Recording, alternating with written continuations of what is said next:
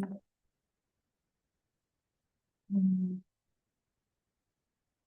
Mm.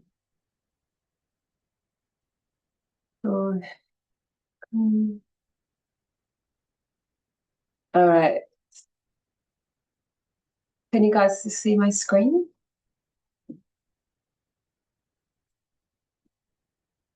Yep. Yeah, we can see it. Beautiful.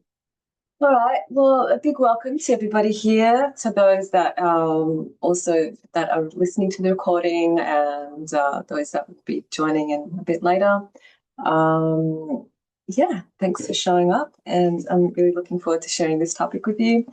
So this talk is an introduction to the 9 planets, and just want to share a bit about what they mean, and we'll go in from there. So this is a recent photo of me and my wonderful teacher, Camilla Sutton. So I was recently in India over February, and we did a beautiful 2-week trip around in Tamil Nadu, and we were visiting all the Saturn temples. So we were doing a loving Saturn trip, and there was quite a large group of us, and it was such a pleasure to be with Camilla and to spend some time with her, and just be immersed in the culture and in the energy, and receiving so much beautiful energy in the temples. So it was a really profound experience.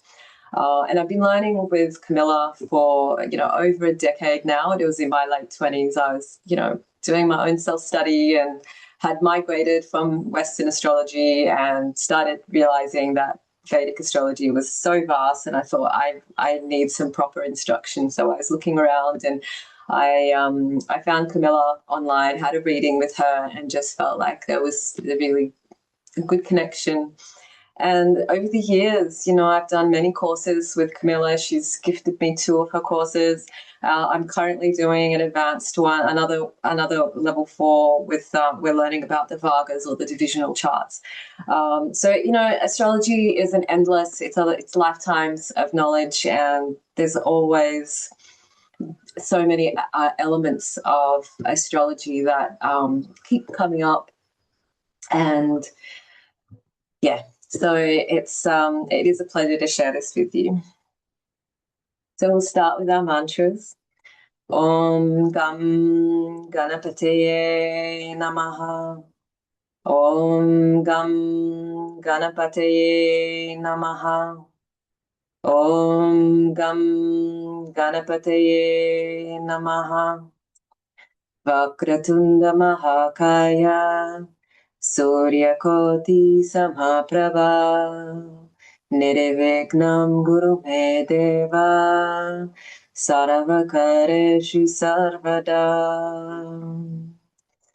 Now, at the beginning of all of Camilla's classes, she always chants these mantras and other ones, and it's a beautiful way to start. But in particular, we connect with Ganesha. Ganesha is a patron, or very much linked to Jyotisha and to astrology. And one of the symbols of Ganesh is his large head of an elephant. It actually mirrors the cross section of our brain, and the cross section looks a little bit like an elephant's head. But what Ganesh does is also helps us to remove the obstacles in our mind, which is more about the way that we think about things. And so you'll see a lot of astrologers always have Ganesha on their books, or in their presentations. So I like to follow what Kumila does. So let's get into this topic. So before I get right into the 9 planets, I feel like it's important to share, what is astrology? We don't know so much about it. We know a lot about Western astrology, but to understand the planets, let's understand the essence of what it really means. So in its essence, astrology really is the study of time and space, because our sense of time originates from the rhythm and the cycles of the planets through the zodiac, which represents space. So the study of astrology essentially is also the study of understanding the quality of time. So The sun rises every day, the moon stays in orbit around the earth moves through its cycles and seasons, and each planet has its own timing and individual rhythm. That everything that's born dies, and out of that death, a new cycle emerges. So time itself is cyclical and rhythmic. In Vedic cosmology, time and space are seen as aspects or dimensions of consciousness or divine cosmic intelligence. So the human body is therefore seen as a microcosm of the macrocosm. And this is also summarized in the Sanskrit verse, Yatha Pinde Tata Brahmande, which essentially translates to as above, so below. That's a very simplistic translation. Pinde is referring to the individual, and Brahman is referring to the universal self. And this is something that it's a keystone of Vedic literature and yogic knowledge, and of course astrology, because there is this interrelationship between all things. And the study of the Vedas, and whether it's through Ayurveda or any of the other branches, through yoga and so on, it helps us to we just see how deeply connected to all of the universal processes we are, that are there. And as well, see today there's a lot of talk around quantum physics, and even the very nature and structure of time and space is now transcending a lot of the original, the way that we thought about it. These are shifting and evolving. So it's, what we're doing in the present can actually affect events in the past. I think I was reading something recently that they're saying that time is folding in on itself. So a lot of these concepts were already spoken about in the Vedas. And as you go along your own journey, and if you are exploring Vedic knowledge, we'll see that this reality, like being connected to Brahman or to the universal consciousness, is something that's integral to, to self-understanding and the essence of spiritual knowledge. So astrology and the study of it therefore reveals the secret links between the human psyche and the cosmic mind. So I felt like it was important to cover this concept even briefly, Kal Purush, which is the cosmic person, because this is the foundation of astrology itself. Kal means time, and Purush is referring to the person, to being. It also translates to as all-pervading. Time itself is personified, and eternal time has no beginning or end, and therefore it is seen as God or supreme intelligence or consciousness. And so the grahas, the planets, the rashis, which are the signs, and the bhavas, which are the houses of the horoscope, reflect the different areas of a person, their life, and the various process of karmic unfoldment and manifestation for that soul. But it also reflects a universal story. And so Earth's rotation around the ecliptic is the hand, said to be the hand on the watch of the eternal time, which is the Sudarshan. And that's why I've chosen this image here. And in a way, this is also like a horoscope. So the soul is said to be caught in the wheel of time. And we see this motive like the wheel of samsara, and we have to move through the different realms. And there's the cycle of birth, death, and rebirth. And so our horoscope helps us to understand the reasons for our birth and to move beyond these cycles and to evolve. So when you're learning astrology, or you want to learn about the planets, we realize that astrological thinking is in fact planetary thinking. So the very essence of astrology is based on the understanding of the significations of the planets, because it's the planets themselves that channel, transmit, and manifest the information from the distant stars. And the meaning of all the other astrological factors, such as the signs and the houses and the aspects, are determined by the planets that rule them. So, for example, Venus is the planet that rules Taurus and Libra. So even if you don't have any planets in those signs, If Venus is strong in your chart, you may very well resonate with the Taurus archetype or the Libra archetype. And this is something that I hear a lot of, because people think, and especially because Western astrology and tropical astrology is just what is available. And of course, most astrological knowledge is relatively surface level. And it's not meant to be a judgment. It's a very vast subject. But people are more attuned to the signs rather than understanding what makes those signs have those certain qualities. And that was actually what got me into astrology, because I was like, early on when I was a teenager, I was reading, I thought I was a Taurus, and I was reading all these things and it resonated. But I was like, how does this actually work? Like, what gives Taurus that energy? What makes it that flavor? And the secret, or the reason, is in understanding the planet that rules it. So the horoscope is a visual representation of the position of the planets at your birth, and it acts like a karmic map. And it reveals the past, it brings light to your present, so that we can have greater awareness over our choices and actions. And so I just said this. So as I always wondered how these signs got their definition, and how do these events in our life bear any connection to the planets and distant stars? And this is very much like Vedic astrology, I find, and Jyotisha specifically, is it brings that deep awareness to the way that our body is intrinsically connected to the solar system, like the planets, the way that they impact on the body, and the signs, and also how that is distributed to the body. So you look at a horoscope, and there's a whole branch of medical astrology. So if you see that, like, for example, if Mars is influencing someone's chart, like if it's rising, then perhaps they, maybe they had a very fast birth, or maybe they had an injury when they were young, because they may be cut on the face or something like that. Or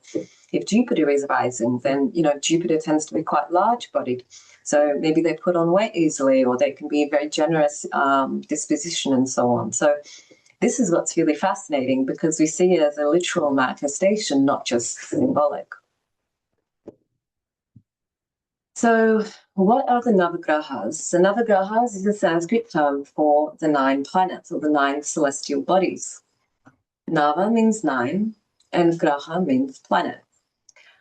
So it translates to as the 9 Caesars, the ones who grip, they grasp, and that they hold us, they seize us according to our karmas, and they operate on an astral level. In yogic thought, or in yogic teachings, we learn that we have different bodies, or koshas. 5, I believe there's 5 of them, and this is how the planets kind of work. They impact us, and our karmas are stored like that. There's a very technical way of, and a much deeper way of explaining that, but essentially they work on that astral level, and they seize us according to our karmas. And when we're not aware of ourselves, or the deeper layers of our being, then it feels like we're being held or gripped by fate. So part of the whole purpose of astrology is learning how to integrate and to become aware of these forces. So the Navagrahas are the Sun, the Moon, Mars, Mercury, Jupiter, Venus, Saturn, and the 2 lunar nodes, Rahu and Ketu. These are seen as living expressions of divine energy. So the outer physical form of the planet is said to be a sheath of the deity. Just as we are a soul in a body, the planet is the external form of the deity. And these are a couple of pictures I took in some of the temples. So something that you'll see if you go to India, even here in Australia, there's some Hindu temples.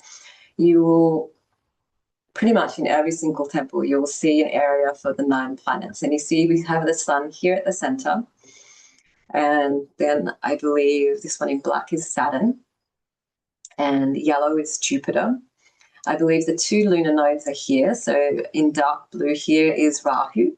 In the variegated cloth is Ketu. White is Venus. Green is I was looking for one where I managed to catch all of them, but you can see a little bit of green there. That's where Mercury is dressed up. Oh no, this is the moon, apologies. That's Venus. And this would be Mars. And depending where you are in India, they put sometimes different colored cloths on the lunar nodes. But generally those colors are what correspond to the deities. And here's another picture. And so it's a big part of astrology is working with the Navagrahas. So you'll go and you'll do remedies, and all across India you'll have different temples connected to different planets and different deities, and there's many myths and stories that are explaining like why this temple was here and why it's this deity and so on. And so a lot of astrologers, particularly a well-versed Indian Vedic astrologer, will have knowledge of those temples. They may say, like, it's very typical if somebody can't get pregnant, they may say, you go to this temple and do a certain puja on a certain day and so on to help remediate or to offset some of that malignant or that difficult karma that's stored in the body, in the astral body. So we're working with the grahas and in a way creating relationship with them.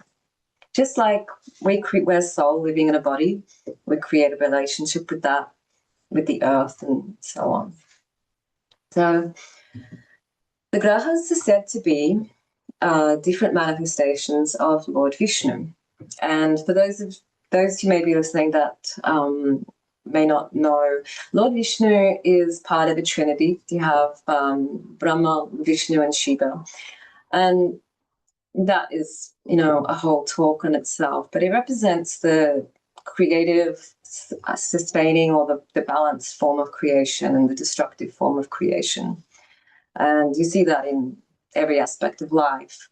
Things are born, they have a period of lifetime of balance, and then things go into a cycle of destruction, which facilitates new beginnings. So, but Vishnu is said to be the sustainer of the universe, and he has different forms that he manifests. So there's Lord Mastya. I had it written out, but it's part of, I'm doing a 9-planet course coming up in June, so we'll go into more detail there.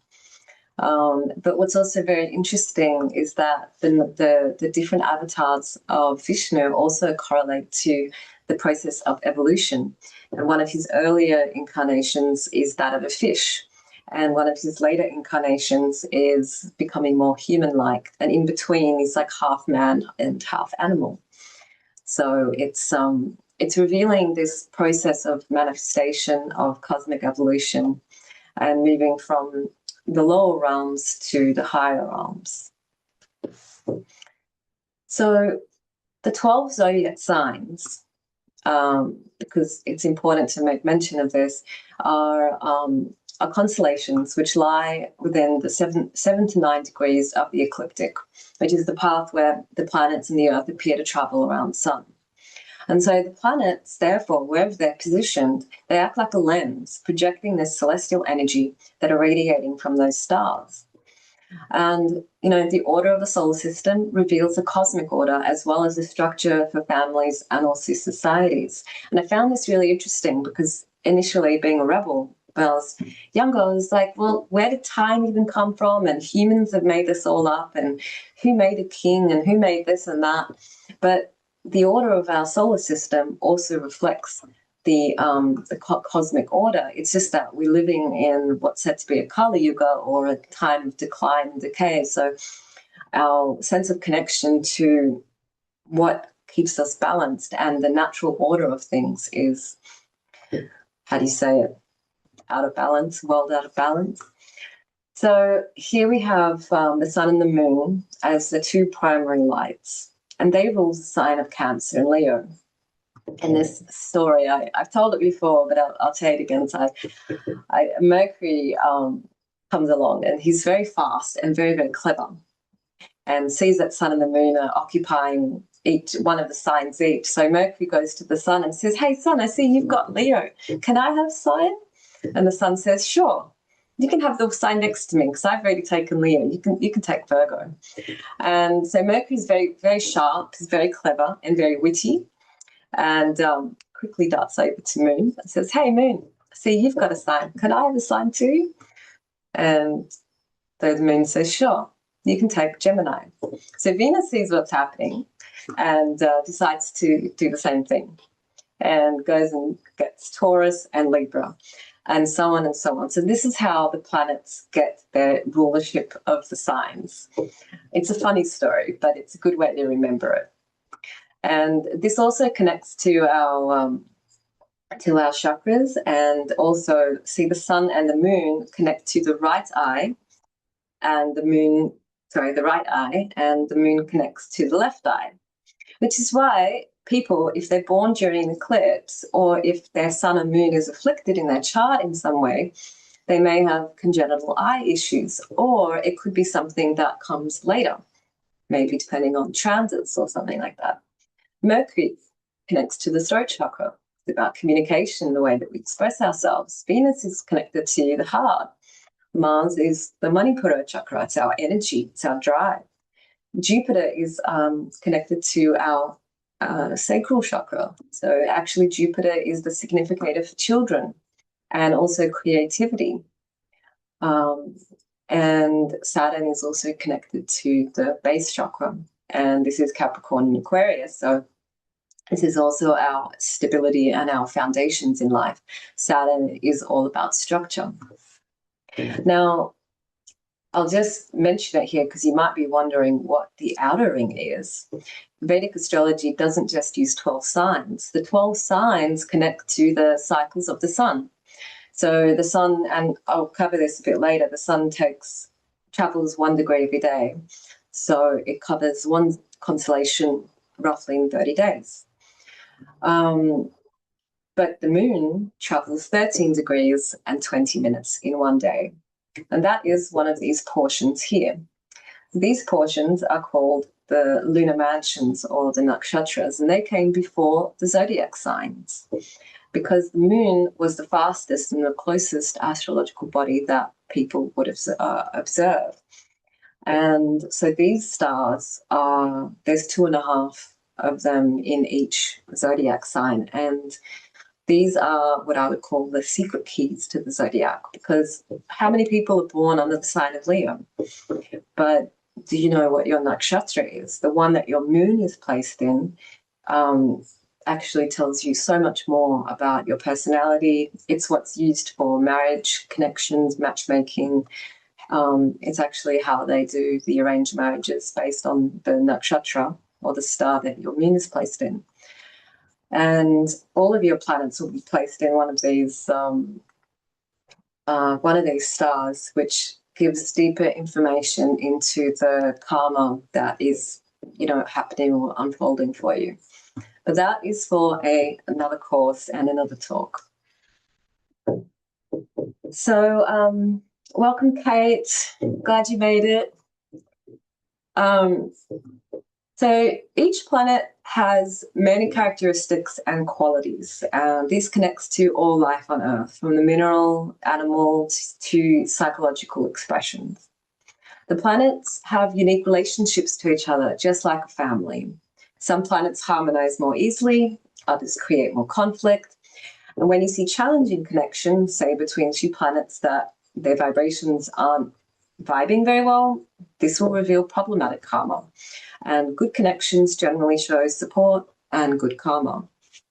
And it's quite funny actually. Each planet have quite a few stories to them, and there's amusing reasons as to why they don't like each other. But it honestly sounds like a giant Bollywood, story. And you think, wow, even the planets are having this drama, and we see it mirrored in our own lives. It's quite astonishing, really. Particularly Saturn. Saturn tends to be the one that troubles us the most, and so Saturn has a very difficult story. He was rejected by his father, by his mother.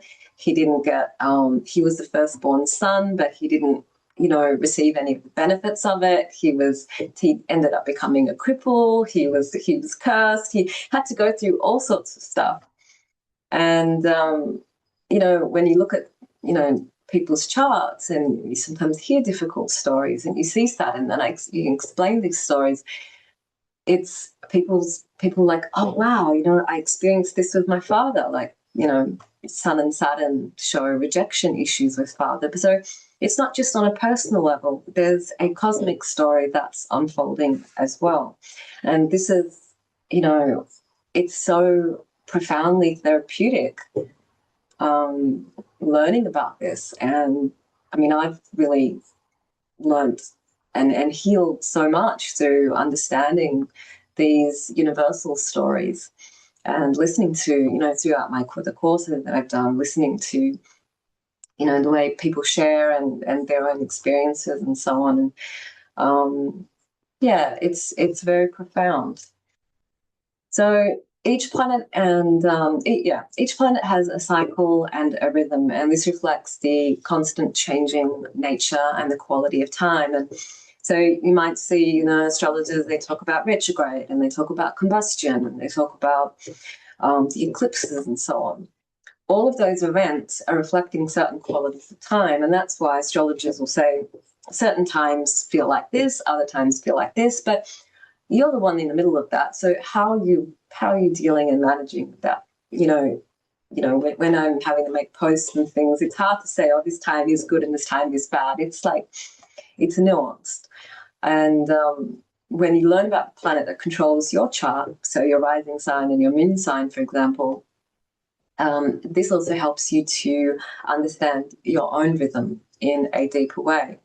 For example, Cancer people, if somebody has a lot of Cancerian energy, they will have the rhythm of the moon. They could be very moody, they could be very changeable, they could be, very clingy sometimes, they might be very distant other times. They get affected by things a lot more than other signs. If you have a rhythm of Mars, then your natural way can be direct, assertive, even aggressive at times, but you can be very protective and, very goal-oriented and so on. So, each planet is seen like a professor with certain lessons for your soul's incarnation. And the whole study of Jyotisha, over time, it teaches us to become conscious of these forces, understand and integrate their lessons. A classic thing is in relationships. Some people are like, am I always destined to have terrible relationships if that's been the track record? But looking at your own chart, do you have the capacity for cohesion and balance? Maybe your own chart shows that your sun is here and your moon is here, and they're not really communicating with each other. And so you might meet someone that works with that and it's harmonizing with that part of you, but because this part of you is naturally out of alignment with that part, the relationship is going to reflect that. Does that make sense? Sort of. So, that's another thing. It's never that, people think that astrology is about fate. It's like you're living your reality. Like someone comes to me for, their whatever reason, I can look at their chart. I know the reason why they've come, but, they're living with that. So astrology is never going to be telling you something that isn't already true for you. And astrologers do make mistakes, but it's not a reflection of the language of astrology. It's more, the knowledge of the astrologer. So, I mean, I'm somebody that likes to know how things work. So I feel like having basic knowledge of astrology is really, really helpful, because it also stops you getting carried away by all the sensationalist and, fear-based stuff that you see online. Now, we're going to get to describe the 9 planets, and the last point that I want to make before I get there, and those that do yoga or know about yogic theory will understand this. This is very, very, very brief. Sattva, Rajas, and Tamas is how would you say it? They are primary cosmic forces, but they are energetic principles or just energy flows that arise from Prakriti, which is nature. And each is essential in life. We have the natural quality of sattva, which is harmony and balance, clarity, lightness, it's altruism, kindness, all of these things. It moves into rajas, which is about movement, it's about energy, it's about desire. We see something we desire, we take action, we have a goal to achieve that desire. Our desire or our goal is blocked, then we get aggressive. We may get competitive to achieve that. So we can say that this is a bit of an asuric, which is loosely termed demonic, but it's just something. Asuric just means, competitive, aggressive. It's about fulfilling one's own needs. It's about self-preservation and more egoic. And then we move into tamas, which is stability, but it's also heaviness and inertia. It's more the animal realm, which represents dullness, unconsciousness, and obstruction. Now, this is a key thing to understanding the planets, because every planet will exhibit a basic nature. But then depending on the sign and the placement and also the evolution of the soul in question, different qualities of the planets will manifest. So, for example, Saturn is a very heavy and tamasic planet by nature. But it could be placed in a very good sign and it could be getting a lot of support from a good planet, and the evolution of that soul may be able to use that inertia and that heaviness in a really constructive way. But another person, because of the arrangement of their chart, which is reflecting their karmas, may experience the more difficult, challenging, and even cruel side of Saturn. So every planet can express multiple different modes and energies. And the whole purpose of spiritual development is to constantly increase the sattvic quality, which is the lightness, clarity, harmony. And, this is supporting our evolution. Now, we shouldn't think that one is better or worse than the other. It's really simply, for example, we have a state of balance, like everything's calm, but we get bored. I want to do something. So get energy, we go do something and go about our day, and then we get really tired. And that's when tamas comes over, so we go to sleep, and then we feel refreshed again. And, so we can see how these forces manifest in all things in life. It's never that one is worse or better than the other. But of course, heaviness, this can also be laziness. So we all experience these things. It's just how we're working with it. So the sattvic planets is the Sun, Moon, and Jupiter.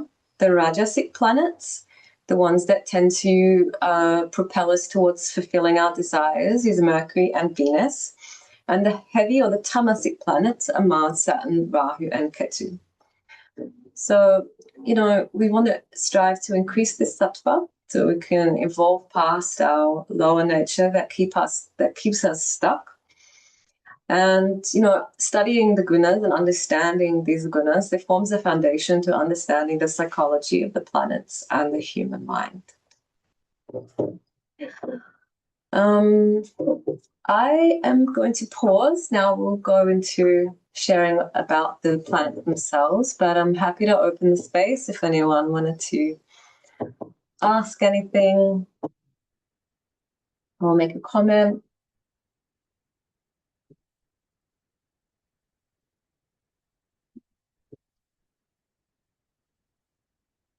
Nope.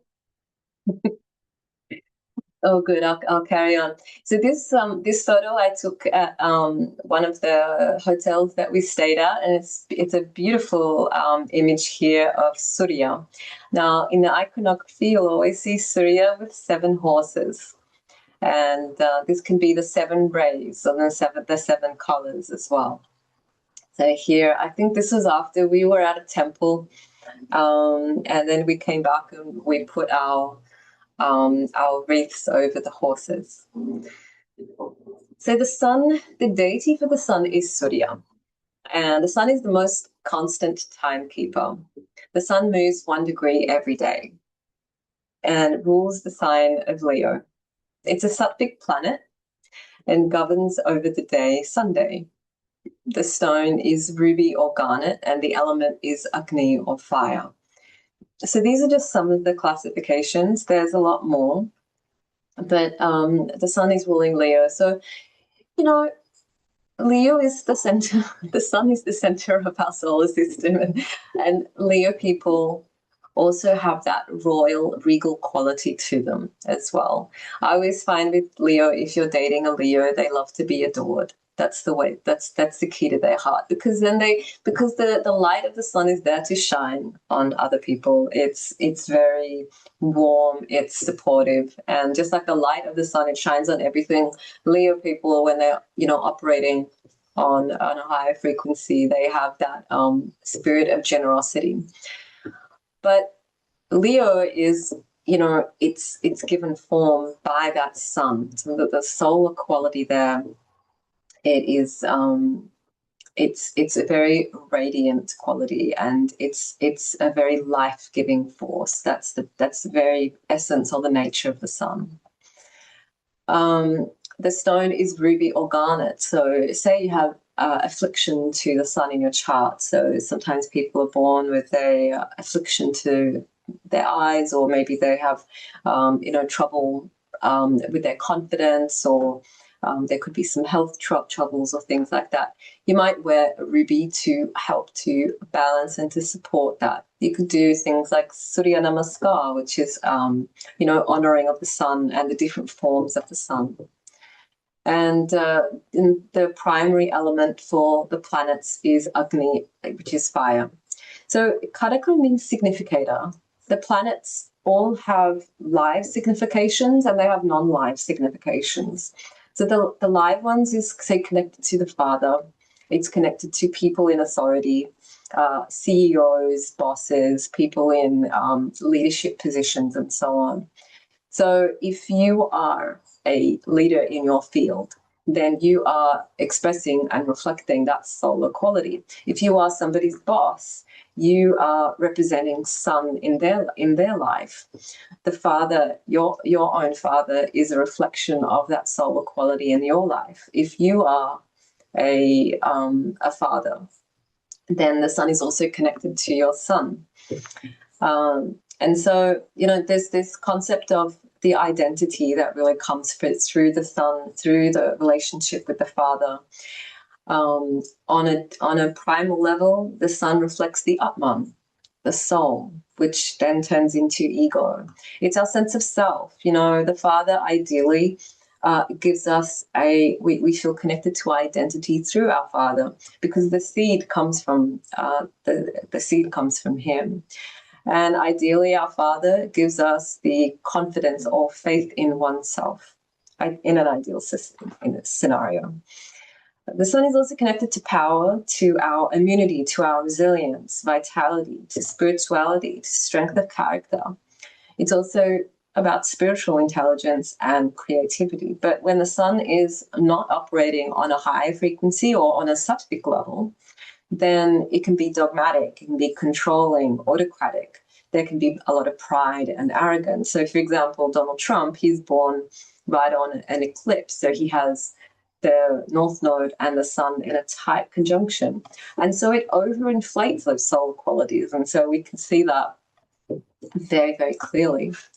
The sun is the cosmic manifestation of the universal light. So it's connecting to the central sun, to Alcyon in the galactic center. And so the Atman is the light of consciousness that is within the hearts of all beings. So in the horoscope, the sun will show our central focus and purpose in life. So wherever the sun is, whatever house that's in, it's showing what you light up, but also what naturally lights you up, where your natural intelligence and creativity is. So next is the moon, and just check here. So the moon, the deity is Chandra. And here we see the moon is on a chariot here and driven by a deer.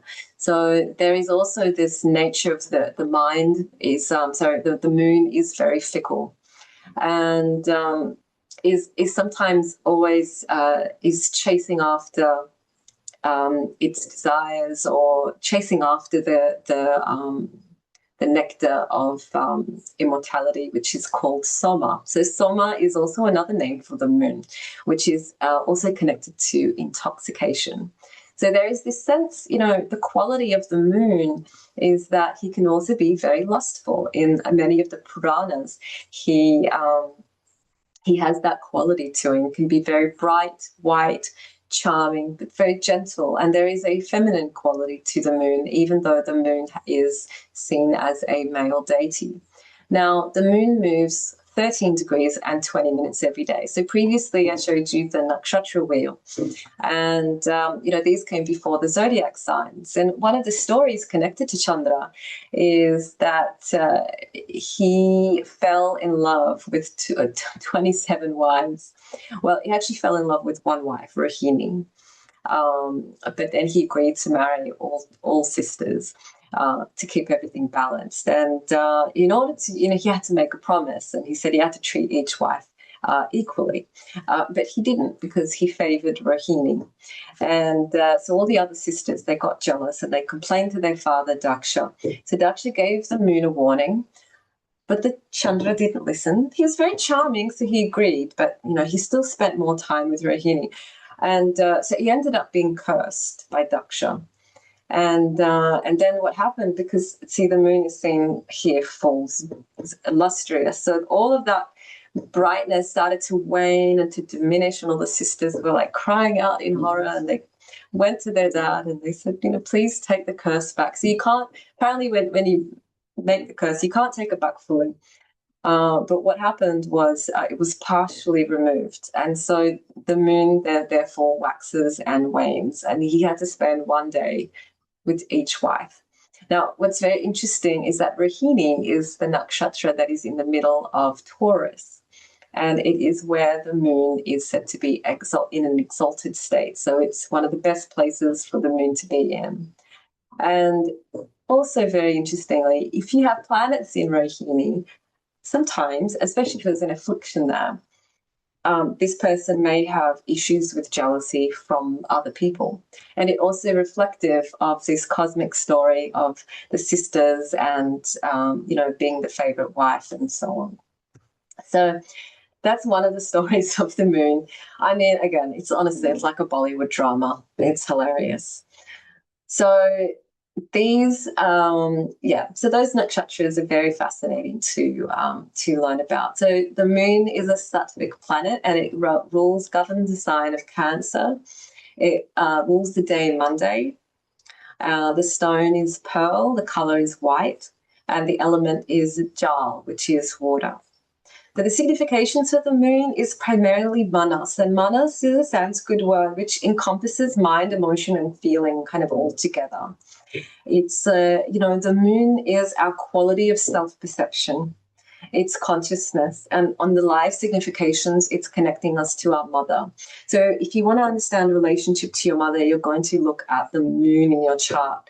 What is your relationship to her? What was your early life? The moon also in your chart will show you where you feel emotionally secure, like what kind of things you do. Like if you feel unsettled or, like disturbed in some way, like what's your go-to?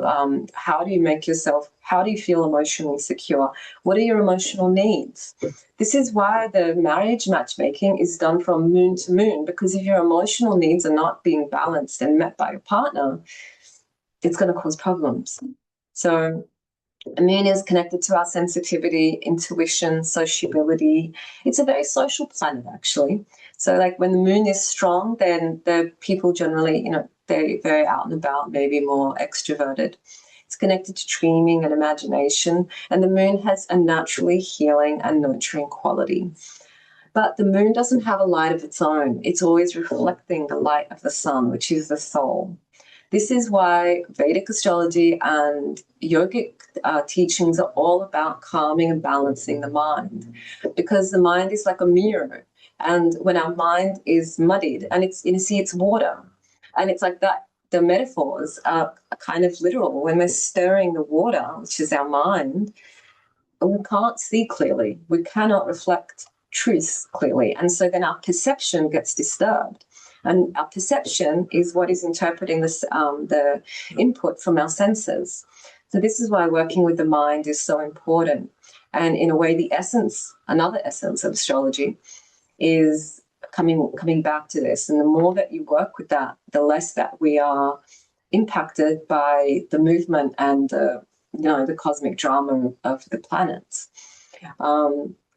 But the more that we, like, for example, like during eclipses, this is why it's said not to, watch eclipses, because it can disturb that subtle quality and that subtle inner peace, and it can lead us to, it can distort our perception, and we may not make the right choices during that time. So in the highest level of the moon is a receptive quality. And it receives, it absorbs, it nurtures, it heals.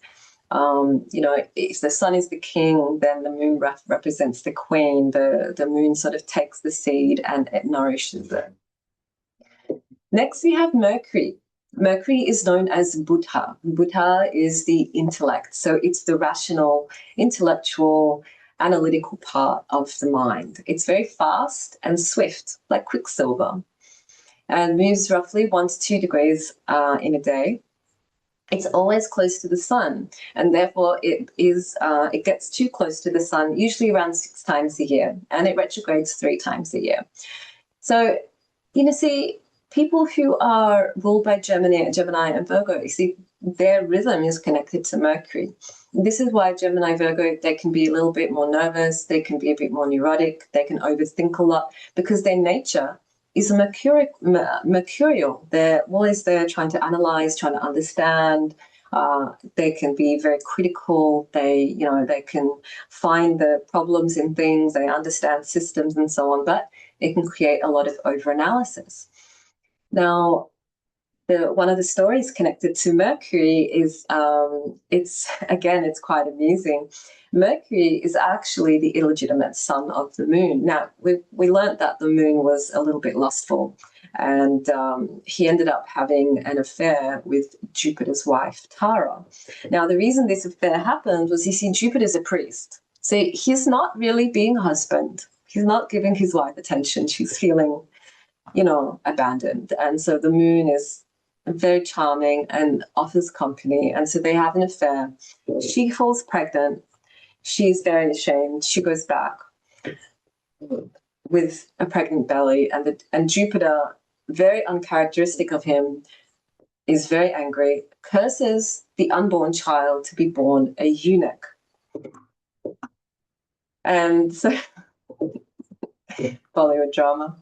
And so then Mercury is born, and he's therefore born a eunuch and is genderless.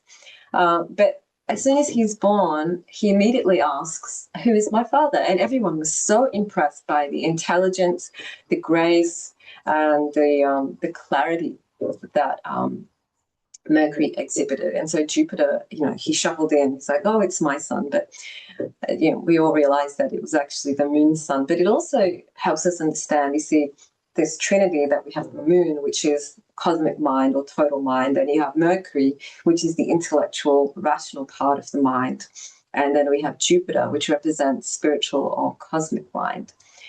And so it's also, Mercury is a portion of the mind. It is intelligence, but it's not like the moon, which this reflects a deeper aspect of the mind, which is connected to perception, to intuition, and to the non-linear or the non-logical parts of reality. So Mercury rules over Wednesday. The stone is emerald. The color is green. And interestingly, Mercury is connected to the earth element, which is Prithvi, which is why Gemini, Virgo dominant people, they can be very ungrounded. Because of all that intellectual energy, they tend to stay in their head. And also when Mercury goes retrograde, things get a little bit ungrounded, and then we're like, get really scattered, and we're like, where do you put my keys? And, what's going on? We feel really foggy. So remedies for Mercury will involve wearing emerald. If Mercury is a good planet for you, you could wear the color green. You can do remedies on Wednesdays, and so on. So the Chadogya's significations for Mercury is the intellect. It represents the time of childhood. Mercury is very adaptable. It represents our style of thinking and our communication, our business skills, commerce, writing, and also dexterity. Mercury people are clowns. They're also very liminal. Mercury takes on the quality of the planets that it's with. So Gemini, Virgo people, they could be very impressionable, and they do need to be mindful of the company they keep because they can absorb it. And there's a fluidity also in sexuality with Mercury. So even if you don't have those signs, if Mercury is very strong in the chart, there's easily bisexuality, there's a fluidity, things around trans, and all that kind of thing comes under with Mercury. And again, it links back to that, that story helps us to understand that. And so, Mercury is connected to the mental and to the nervous energy. So like Mercury, it's rhythm. It's very fast. It's very swift. And that speed can unground us. So we need to be aware of that when we're looking at and working with planet Mercury. So the next is Mars. Now, Mars is known as Mangala. It has many different names, actually. Angarak, I think. Murugan in South India in particular, and Kuja. And see here, he's riding a peacock. So in Tamil Nadu, we saw peacocks everywhere, and many of the temples had the deity for Murugan there. And sometimes I don't know who the deity was. So you see what is the statue outside of the deity. You see the vehicle. Is it a cow? Then it's Shiva. If it's a peacock, then it's Mars. If it's a mouse, then it's Ganesha. So the rhythm of Mars is that it usually moves one zodiac sign around 1 to 2 months. It governs the signs of Aries and Scorpio. In the mythology, that Mars or Mangal is said to be the son of the earth, and so it represents primordial earth power. And therefore, when Mars is involved with like eclipses, or it gets debilitated, or it's with Saturn, or it's afflicted in some way, this can show when earthquakes happen, volcanic eruptions, and especially we recently saw this around the eclipse times as well, because Mars was passing through with Rahu, which can be a difficult combination. So Mars rules the day Tuesday. It's traditionally said to be tamasic, but I also say rajasic because, again, it depends on how that energy is manifesting, because Mars also represents that goal-oriented, where we're going after the things that we desire. But tamasic because essentially Mars represents anger, and it's also the planet we look at for war and so on. The stone is red coral. Its color is red. Its element is Agni and fire. The Chadogya's is brothers. It also represents soldiers. It is ego. It's our willpower, how we go about goals, how we use our energy. It's anger. It represents enemies in our chart. War, accidents. It's our ability to focus and channel our energy. It's the capacity for courage, physical strength, our sexual prowess, athletics. It's also the quality of protection. So on the higher level, Mars, a strong Mars, is seen in very spiritual people because they're transmuting and sublimating the lower energy of aggression, competition, lust, and so on, into higher capacity. So you'll see this with a lot of spiritual masters, Taoist masters, yogis, and so on, because that requires a strong Mars to be celibate, to be disciplined, to be focused. I think of Bruce Lee as well. He had a very, very strong Mars. So it really depends how we use that. And the other thing with Mars is that he's a protector. And same with like Aries and Scorpio, and it's ultimately about protecting the Dharma, because sometimes I hear people talk about, oh, there's so much evil in the world, there's so much, and I think it's important to move beyond this binary thinking when we see that everything is a fluctuation of sattva, rajas, tamas, of asuric mentality, selfish mentality, animal mentality, and divine mentality, we see that whatever we're feeding is going to be increasing. So we are in a time where it is kind of a bit animalistic at times. It's very rajasic. It's very egoic. It's a very selfish time that we live in. And, when we're feeding that is going to, to increase. But when we want to move forward on the spiritual path, a strong Mars will help us. And it gives us the discipline that we need to overcome those shadowy things. So it's always a interplay of those elements and those energies. And we have that within, we see it in our families. And, but Mars on the higher level is about protecting what is sacred rather than destroying what is sacred, which is, what we're seeing. Now, next we have Jupiter. So Jupiter is known as Guru, and the deity is Brihaspati. And normally Jupiter moves one zodiac sign every 12 months. So it's very interesting at the moment with Jupiter is that he's moving super fast through 3 signs in 1 year, and the same next year. And this is in part because he moves super fast, then he retrogrades for a while, then he retrogrades back into one sign, then moves forward again. So it's a very erratic transit of Jupiter. So there's a lot of back and forward motion. But normally he travels through one zodiac sign over 12 months. So Jupiter rules the signs of Pisces and Sagittarius and governs over the day of Thursday. Jupiter is a sattvic planet. It is, in essence, it's a very protective force. And we see this in the solar system. Jupiter is like the biggest planet, and because of its gravitational field, like it literally helps to protect the inner planets from space debris and asteroids and so on. So it's also a literal thing. And you'll find this, like the highest form of Jupiter is the guru. And the safest place is at the feet of the guru, because divine knowledge is the ultimate protection.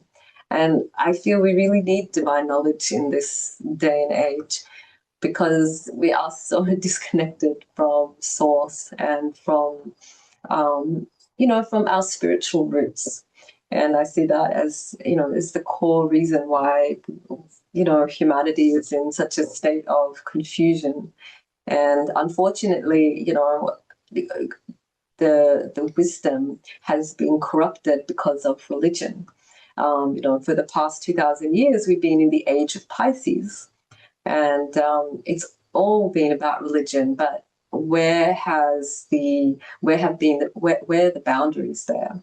And so there's a lot of that dismantling happening at the moment, because we're slowly moving towards the age of Aquarius, which is happening in around 500 years. But it is very, very interesting. But ultimately, in my journey with understanding Vedanta, is that it predates all of the modern religions, and it predates the Bible, the Torah, the Quran. And in fact, the Brahman, Brahman is said to emerge from the navel of Lord Vishnu. Brahman is Abraham. So it's a switch on. I'll have to find the document. If you want, I can send it. Apparently there is no Abraham. There is Brahman. So that's a little side tangent. But getting back to Jupiter, the stone for Jupiter is yellow topaz or yellow sapphire. The color for Jupiter is yellow and orange. So if you want to increase that quality, that's why you see sometimes a lot of yogis, a lot of people in Rishikesh, for example, they wear a lot of orange. And the element of Jupiter is Akash, which is space. And so again, like if you're Pisces rising or Sagittarius rising, Jupiter is your planet. You're naturally expansive. You'll say yes to a lot of things, and you're like, oh, maybe I've overcommitted. Because that's the very nature of Jupiter, is to expand. And it also represents opportunities in life. It is the good luck factor, the protective factor in our life. But the shadow side can be around boundaries. whenever Jupiter is strong, Pisces, Sagittarius is strong in somebody's chart, there may be lessons around boundaries, learning how to say no, and not letting people take advantage of you, because the nature of Jupiter and Guru is to give. So Katakas is husband. So, and of course, in today's, world, male, female, it's the male partner in your life who you would look at as your husband. It's the teachers in your life, the gurus, represents children. It's the fortune, the dharma in our life. People who are advisors, so even financial planners, advisors, people like that. Jupiter is connected to purpose, to philosophy, to principle, to law, ethics. It's a supportive factor, good luck factor. It also represents intelligence, like divine intelligence and wisdom, creativity, joy, and optimism.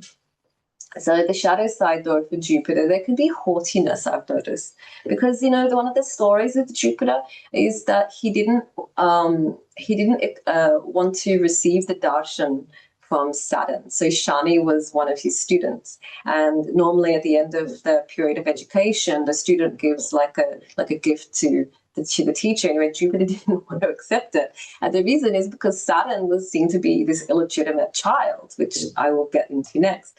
And so Jupiter was like, you're not pure, so I'm not going to accept the darshan. So, it's very interesting. There can be this haughtiness when Jupiter is functioning on a lower vibration in the horoscope. And, there can be, but generally Jupiter is a very positive factor in the chart in life. But there can be issues with overgiving advice or, overdoing things. There can also be like overindulgence and so on. So next is Venus, which is known as Shukracharya. And Venus moves one zodiac sign usually every couple of months. And again, it depends on whether it's retrograde and so on. It rules the signs of Taurus and Libra. It governs the day Friday. So Friday date night has a cosmic connection.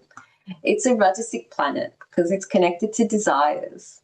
Its stone is a diamond. But what's interesting as well is that if Venus may not be a positive planet for you, depending on your rising sign. So diamonds are not always a girl's best friend. The color of Venus is white, soft pastel colors, and the element is Jal. It's a water planet. This is why when Venus is transiting a water sign and it's with Moon, which is another water planet, then you have a lot of water energy. Sometimes you see big rain or big weather patterns. Or if you have that in your own chart, you might feel overwhelmed by big emotions, excess sentiment, too much attachment, and so on. So we see that watery element. So when you're working with Venus, you're also working with the water element, same with the moon. Now, the katakas for Venus is the spouse, the wife. So spouse, it's also regardless, like whoever your significant person is, Venus, and the quality of Venus in your chart will reflect that. It represents the lovers, beauty, refinement, purity. Venus's name, Shukra, it means clear or white, and it also refers to semen. And if Venus is afflicted in a horoscope, it could be problems with conception or conceiving.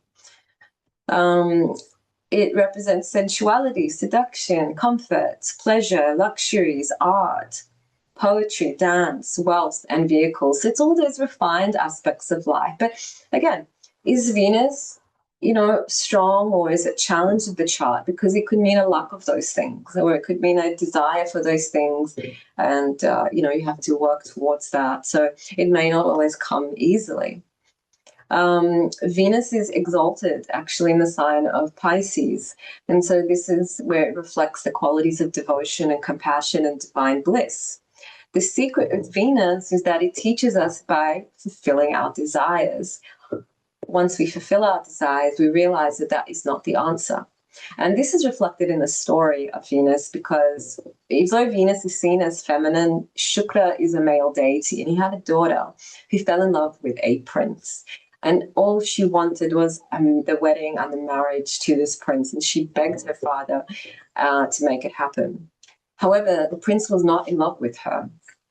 In any case, the marriage went ahead, and all of the bells and whistles, but she could not buy the love of the prince. His heart was elsewhere. And so what it shows is that, see, a strong Venus will give us a lot of material comforts and satisfaction, but it may not give us the real deep happiness that we want. It's only once we start to understand the nature of our desires and to go beyond the material appearances and look more towards a spiritual reality that we start to find true contentment. This is why the material world is so unhappy. We're not, suffering particularly from material lack, but we're struggling with, I guess you would say, a spiritual kind of poverty. On another thing, Venus, having a good Venus means that we have the comforts to pursue our spiritual goals, because when we're not bothered by rain, bitten by ants, having to deal with earthquakes, having to worry about where we're going to sleep and where we're going to eat, we can focus on spiritual things. So, all of the planets have an important role, an important function in our lives. Now we move on to my favorite planet, which is Saturn. And Saturn, it's good to learn to love Saturn, because Saturn is reality. And, we're all seeing this right now. Saturn is moving through Pisces, which is the sign of dreams and our fantasies, and it's bringing reality here. And there's a famous saying is that if we don't learn to live with reality, reality will come and live with us. So, Saturn is the last visible planet in our solar system. And it's very interesting. It's the sun is the first planet and Saturn is the last planet. The sun is bright orange and yellow, and Saturn's color is dark blue. And what's interesting is when you look at a candle flame, you see all the beautiful orange, but the hottest part in the middle is dark blue, which is Saturn. So it's really interesting. Also, medically, Saturn represents deep inflammation in the body. And it's actually a very hot planet, despite being so far away from the sun. So Saturn moves one zodiac sign every 2.5 years. It rules the signs of Capricorn and Aquarius. It governs over the day Saturday. It is a tamasic planet. It is heavy. It represents dullness and inertia. Its stone is blue sapphire. Now, blue sapphire needs to be worn with care. Only if Saturn is a very good planet or a strong planet for you, then it's advised to wear it. But otherwise, it can amplify the negativity in your chart if Saturn is a more challenging planet. The color is a dark blue or black, and you'll see there's some people you can see what energy they're vibrating with depending on what are their colors. So, my teacher says you can wear colors on the day, like today is Monday, it's the moon, so I'm wearing white today. But I don't always do that. When I'm working, as you know, I also do massage. I often wear black because it's practical. So you'll see people are in authority or service positions. They wear dark blue and black color. If Saturn is a good planet, it can be okay. But if you are, say, a fire, like if you are Mars person, Sun person, if you wear so much black or blue, it can block your light, it can block your energy. This is, again, part of remedies that we prescribe for when we look at an individual's horoscope. The element for Saturn is Vayu, which is the air element. And the katakas for Saturn is karma, and time primarily. Now, Saturn is the reason for your rebirth.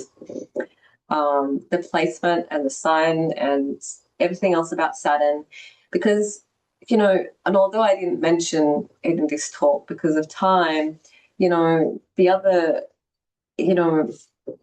I guess, main tenet of Jyotisha is understanding the laws of karma and causation.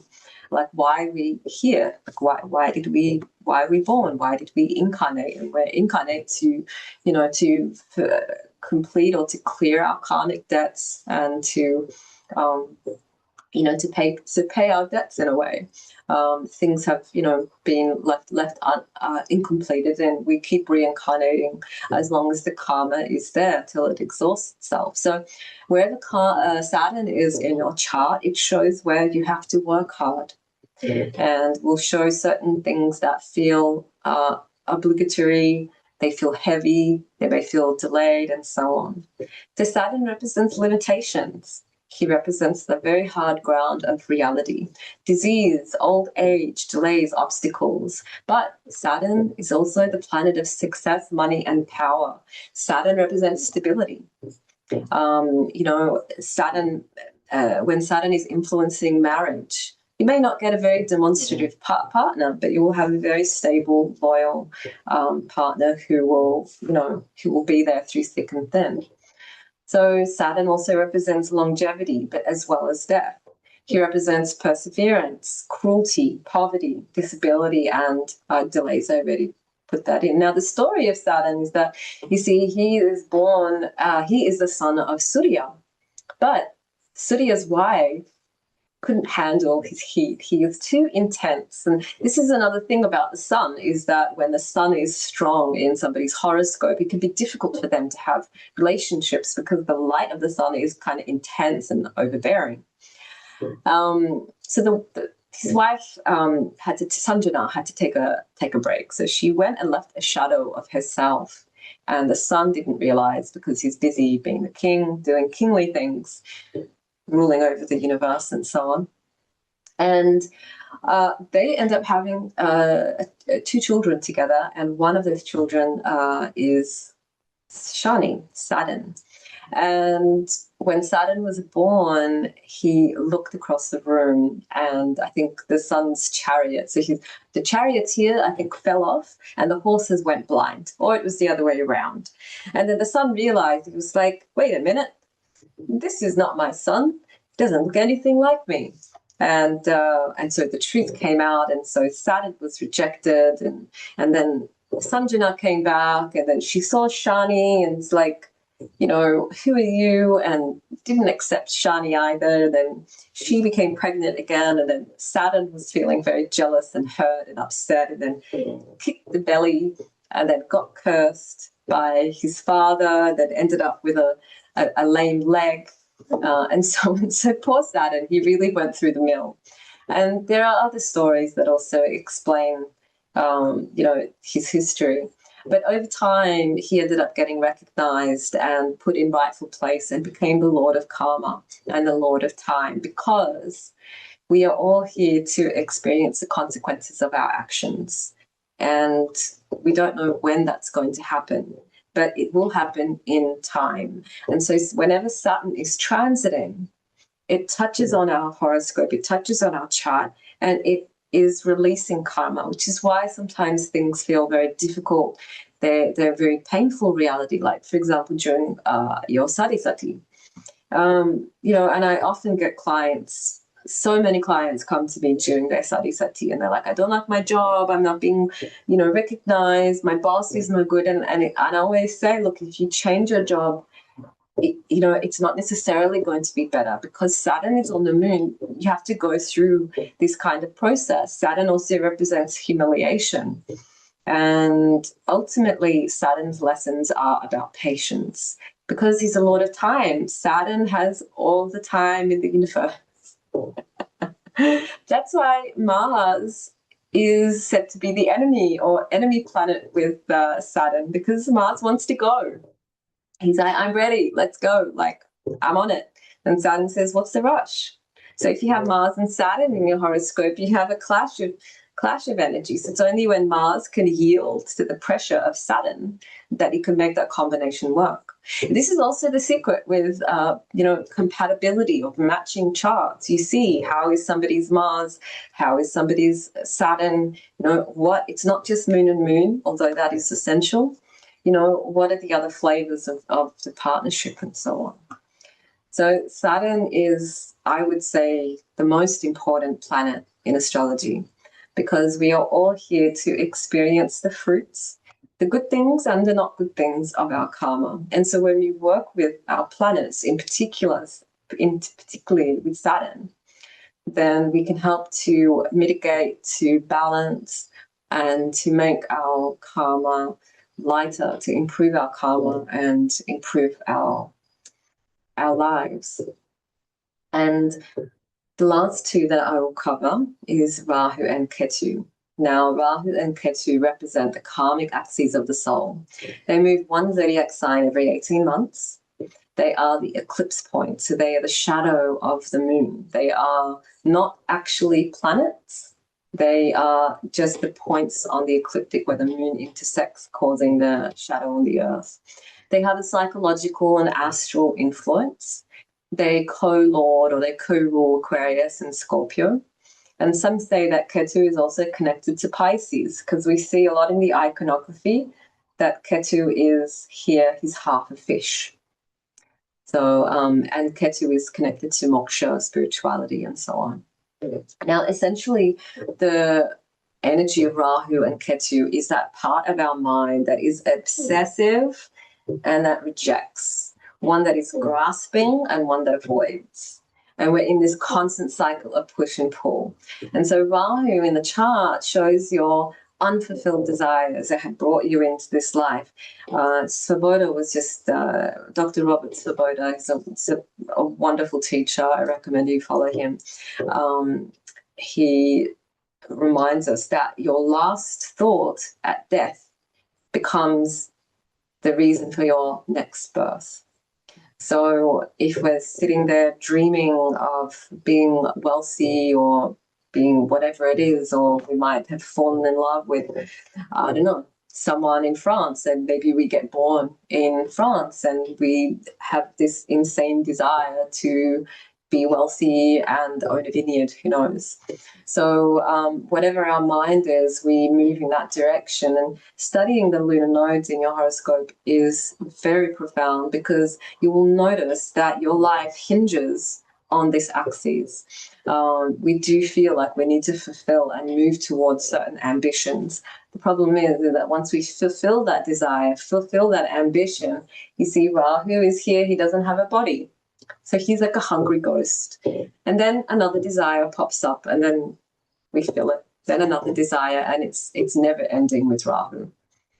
So this is why when see the moon, its nature is very calm, but during the eclipses, when Rahu is putting a shadow on the moon or the sun, it can it disturbs our mind. And that's why often with any mental health things, you're going to see that the moon is afflicted in some way, or perhaps the lunar nodes are influencing the chart in a very prominent way, and so we need to take care. So Rahu is the planet of illusion. It's attachment, greed, fame. It's also cinema, because cinema is about images and illusions, but it's not actually reality. It's just an image of reality. The screens that we're looking at is Rahu, because it's not sunlight, it's a false light. So it's, you know, Rahu connects to fantasy, to addictions, obsessions, psychic disturbances. But, you know, Rahu is about innovation, ultimately. So in today's age, it's connecting to AI and to tech, and also to collective trends. So we have to be mindful with Rahu, because we can get caught up in the whole swarm of whatever the latest trend is. And then, you know, that comes and then it goes, and it comes and goes. And so we are very much in the age of Rahu, and we need to be very mindful of that, because we can be constantly swept up in the, you know, perpetual cycle of illusion. This is why we need guru, or we need spiritual knowledge to help us balance this and connect us to what is eternal, so that we are not just chasing the shadows of the mind. Now, Ketu gets a lot less words, which is very much his nature, because Ketu is the body without head. Ketu is the headless part of ourselves, his detachment, spirituality, moksha, represents ashrams, spiritual places, deserts. It's the feeling of loss, separation, cutting something off. It's a very non-material planet or point. Ketu can represent ghosts, and also both Rahu and Ketu represent smoke. So, drugs and addictions and all of these things are connected to the lunar nodes. And again, ultimately, it's showing a mind that can be disturbed and pushed. Because, if we're addicted to something, we're avoiding something. Or if we're addicted to something, we're, constantly greedy, we're chasing after it. So, again, I could go on and have a whole different talk just on Rahu and Ketu. But again, as you see now with all of these planets, they all have very specific points, and in a way their significations are endless because they do connect to all dimensions of our lives and our mind. And again, when we're working with the planets, we're working with our karma, and we are, balancing our karma, improving our life, and, having a lot more awareness over our choices so that we are not caught up in the compulsive or the unconscious forces. So as Camilla says, we are working with our planets to calm them down. So I'm just seeing now, I think, this is the last slide. This is I was at one of the temples, and I saw this mural here. We have this is Ketu here, and this is Rahu, and we, in India, we also there is this idea that we're also seeking blessings from the planets. It's they are a cosmic family, and we can see their influence in our lives, whether we're connected to our family or not, to our friends and so on. So when we're working with the planets, we can also receive the blessing. We can connect to the higher qualities of the planets. There's no good or bad planets. It's just even strong planets have weakness. A strong sun may be very powerful, but they might be very lonely because there can be too much individual.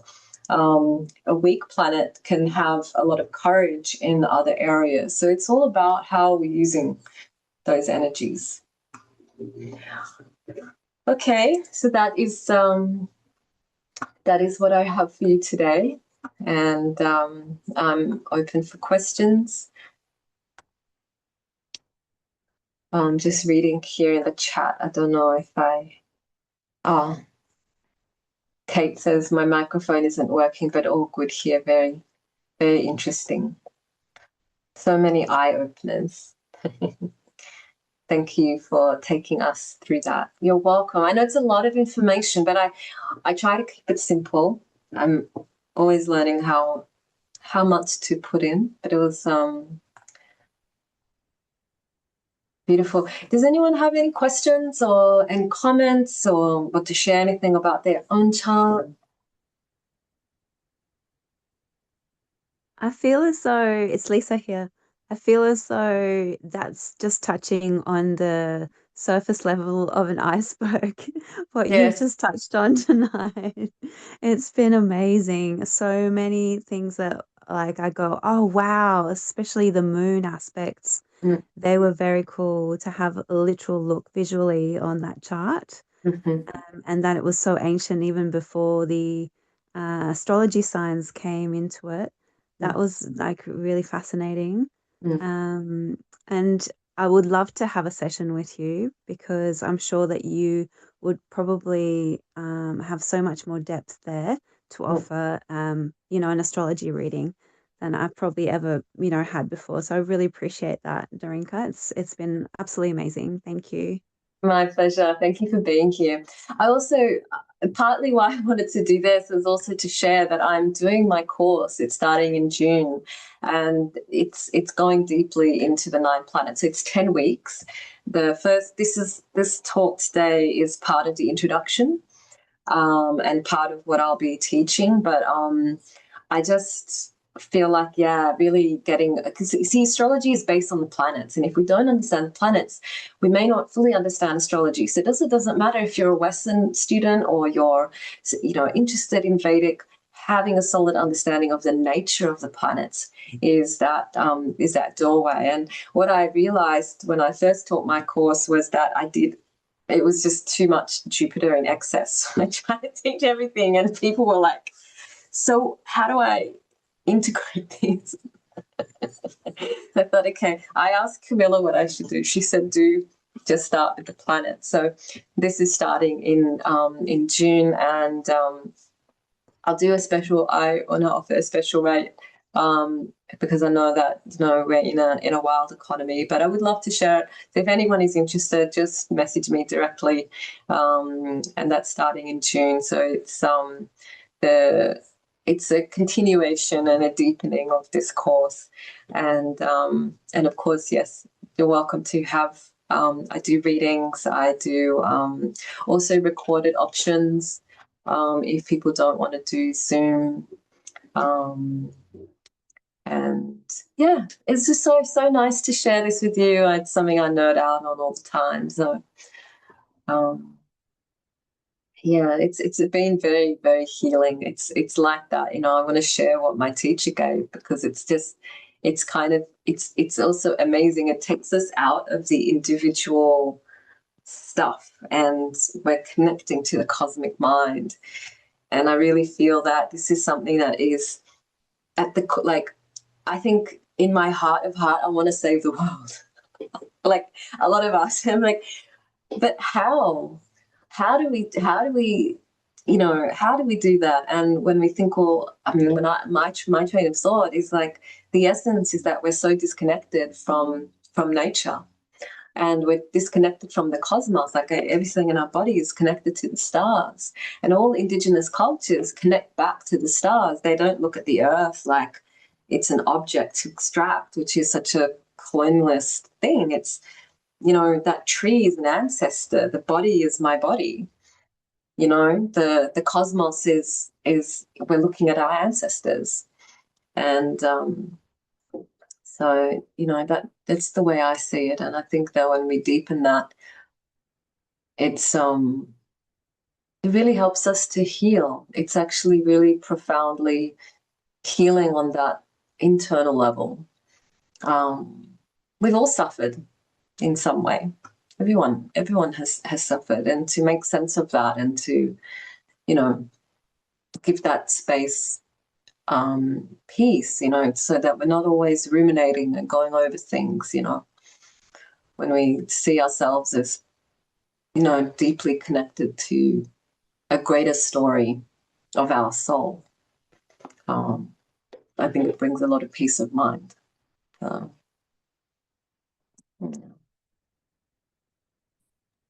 Such a gift, Arinka. Thank mm-hmm. you. My pleasure. Thank you, Lisa.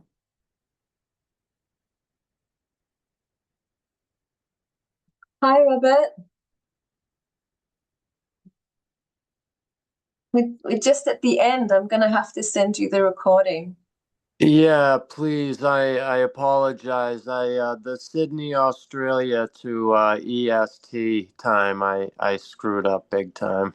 Oh, that's okay. I'm happy to answer questions afterwards anyway. And I was trying to find the right time to suit people in the US and India and Australia. It's always a bit.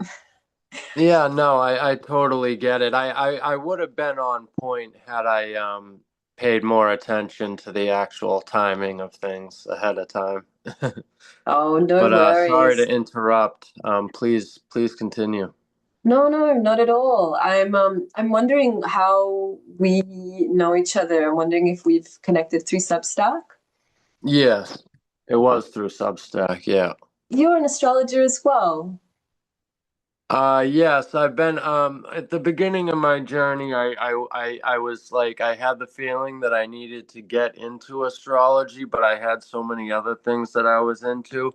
I Mm-hmm. didn't get that far into it. And I'm just like now having like everything else that I have gone through kind of locked down. I realized now it's because people, you know how it is. People look at it as like, it's not like an exact science. And when you really come around to higher, you realize it's like it couldn't be any more of the highest science there Mm. is in reality. Yeah. So yeah, I'm really getting back into, and of course, as a yogi and being on the yogic path. Mm. Um, this particular subject on astrology particularly interests me. So Mm. Wonderful. yeah. Thank you, Robert. Thank you for showing up and being here.